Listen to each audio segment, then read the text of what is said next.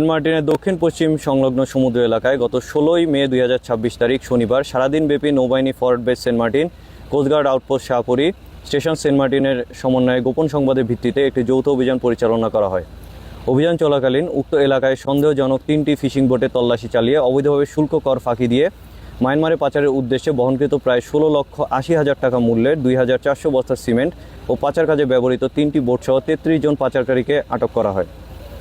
আটককৃত পাচারকারীদের প্রাথমিক জিজ্ঞাসাবাদে জানা যায়, তারা উক্ত ফিশিং বোট 3টির মাধ্যমে হাতিয়া ও সন্দ্বীপের বিভিন্ন জায়গা হতে সিমেন্ট বোঝাই করে মায়ানমারের নিষিদ্ধ গোষ্ঠীকে সরবরাহের উদ্দেশ্যে গমন করছিল।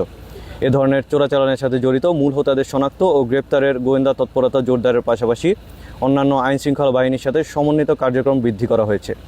জব্দকৃত সিমেন্ট, পাচার কাজে ব্যবহৃত বোট এবং আটককৃত পাচারকারীদের পরবর্তী আইনানুগ ব্যবস্থা গ্রহণের কার্যক্রম প্রক্রিয়াধীন রয়েছে। পাচার ও চোরাচালান রোধে নৌবাহিনী ও কোস্টগার্ড ভবিষ্যতেও এ ধরনের যৌথ অভিযান অব্যাহত রাখবে।